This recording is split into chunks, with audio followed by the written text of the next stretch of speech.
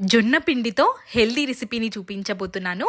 Uttapam, tomato chutney ఈ రెండిటి combination చాలా చాలా బాగుంటుంది. తప్పకుండా ట్రై చేయండి. ఈ రెసిపీ 10 to 15 మినిట్స్లోనే మనం ప్రిపేర్ చేసుకోవచ్చు. కమ్మగా బ్రేక్ఫాస్ట్గా కానీ డిన్నర్గా కానీ తప్పకుండా ట్రై చేయండి. మీకు కూడా ఈ రెసిపీ చాలా బాగా నచ్చుతుంది. ఇంకా ప్రాసెస్ చూసేద్దాం. ఒక మిక్సీ జార్ని తీసుకొని ఇందులోకి 1 కప్పు వరకు జొన్న పిండిని తీసుకుంటున్నాను. అదే కప్పుతో 1 కప్పు వరకు బొంబాయి రవ్వని తీసుకుంటున్నాను. ఒక పచ్చిమిర్చిని చుంచుకొని వేసుకుంటున్నాను. 1 ఇంచు అల్లంని కూడా మిక్సీ జార్లోనే వేసుకోవాలి. ఏ కప్పుతో అయితే రవ్వ పిండి తీసుకున్నామో అదే కప్పుతో 1 కప్పు వరకు పెరుగు, 1 కప్పు వరకు వాటర్ని వేసుకొని మెత్తగా మిక్సీ పట్టేసుకొని తీసుకోవాలి. బ్యాటర్ అనేది కొంచెం థిక్గానే ఉంటుంది. ఈ బ్యాటర్ మొత్తాన్ని ఒక మిక్సింగ్ బౌల్లోకి వేసుకొని మిక్సీ జార్లోకి 1/2 కప్పు వరకు వాటర్ని వేసుకొని ఆ వాటర్ ఇందులోకి వేసేసుకొని పిండి వాటర్ మొత్తం కలిసిపోయే విధంగా కలుపుకోవాలి. కన్సిస్టెన్సీ చూస్తున్నారు కదా, ఈ విధంగా ఉండాలి. ఇందులోకి 1 స్పూన్ వరకు రెడ్ చిల్లీ ఫ్లేక్స్, కాస్తంత కొత్తిమీర తరుగు, రుచికి సరిపడా ఉప్పుని వేసేసుకొని మొత్తం కలిసిపోయే విధంగా మిక్స్ చేసుకోవాలి. ఈ బ్యాటర్ అనేది మనం దోశ బ్యాటర్కి ఏ విధంగా అయితే కలుపుకుంటామో దోశ బ్యాటర్ కంటే కొంచెం చిక్కగా ఉండాలి. ఈ బ్యాటర్ని పక్కనుంచేసి చట్నీ ప్రిపేర్ చేసుకుందాం. స్టవ్ పైకి ఒక గిన్నె నుంచేసి మనకి కావాల్సినన్ని పల్లీలని వేసుకొని ముందుగా లో ఫ్లేమ్లో పెట్టేసుకొని గింజ లోపల వరకు వేగేలాగా వేయించుకోవాలి. పల్లీలు వేగిన తర్వాత ఇందులోకి 2 టేబుల్ స్పూన్ల వరకు నువ్వుల్ని కూడా వేసుకొని నువ్వులు కూడా వేగేంత వరకు వేయించుకొని స్టవ్ ఆఫ్ చేసి ఒక గిన్నెలోకి తీసుకోవాలి. నువ్వులు వేసిన తర్వాత ఎక్కువసేపు ఉంచకూడదు, మాడిపోతాయి. ఒక ప్లేట్లోకి తీసేసుకొని ఇదే గిన్నెలోకి మనకి రుచికి సరిపడా పచ్చిమిర్చిని వేసుకోవాలి. నేను ఇక్కడ 10 నుండి 12 వరకు పచ్చిమిర్చిని చుంచుకొని తీసుకున్నాను. కొంచెం ఆయిల్ వేసుకొని ఫ్రై చేసుకొని ఒక 4-5 పచ్చి టమాటోలని కట్ చేసుకొని వేసుకున్నాను. రెడ్ టమాటోలతో కూడా ఈ రెసిపీని చేసుకోవచ్చు.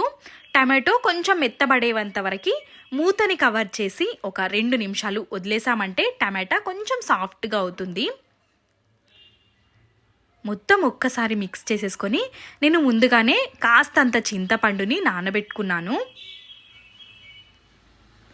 నానబెట్టుకున్న చింతపండుని గుజ్జుని మాత్రమే ఇందులోకి వేసేసి వాటర్ని ఉంచుకోవాలి పక్కకి. చింతపండుని కూడా వేసేసిన తర్వాత మొత్తం ఒక్కసారి మిక్స్ చేసేసుకొని స్టవ్ ఆఫ్ చేసుకొని చల్లారేంత వరకు పక్కన ఉంచుకోవాలి. మిక్సీ జార్లోకి పల్లీలు నువ్వులని వేసుకొని ముందుగా పొడిలాగా చేసుకోవాలి.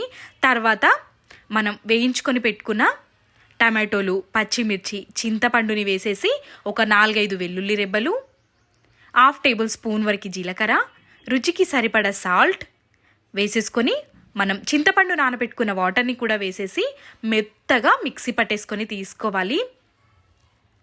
ఈ చట్నీని మనం ఇదే విధంగా కూడా సర్వ్ చేసుకోవచ్చు. పోపు పెట్టుకుంటే ఇంకా బాగుంటుంది. పోపు పెట్టుకోవడం అందరికీ తెలిసిందే కదా, అయినా ఒక్కసారి చూపిస్తాను. గిన్నెని పెట్టేసి ఒక 2 టేబుల్ స్పూన్ల వరకు ఆయిల్ వేసుకొని 1 స్పూన్ వరకు పచ్చిశనగపప్పు, 1 స్పూన్ వరకు మినప్పప్పు, జీలకర్ర, ఆవాల్ని వేసుకొని చటపటలాడేంత వరకు వేయించుకోవాలి. ఒక 2-3 ఎండుమిర్చిని కూడా వేసేసి ఒక రెబ్బ కరివేపాకుని కూడా వేసుకొని పోపుని కరకరలాడే విధంగా ఫ్రై చేసుకోవాలి. ఈ పోపుని చట్నీలోకి వేసేసుకొని కలిపేసుకుంటే టేస్టీ చట్నీ రెడీ అయిపోయింది.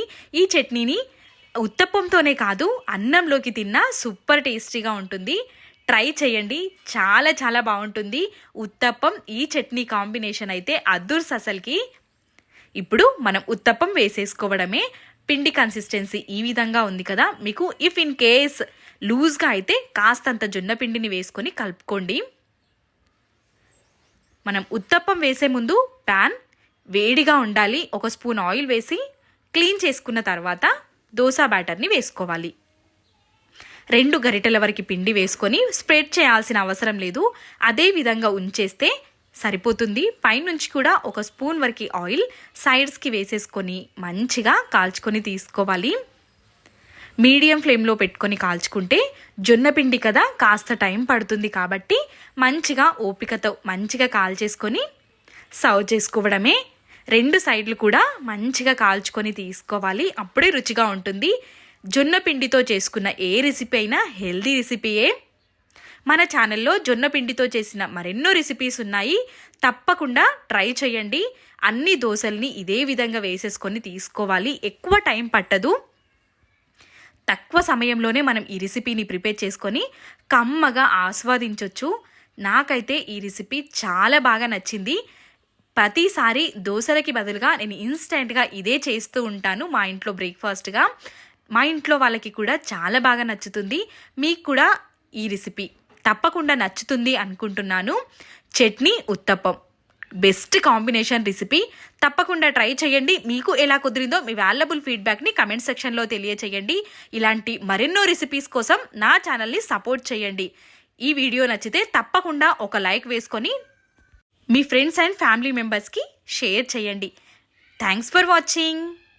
Bye bye.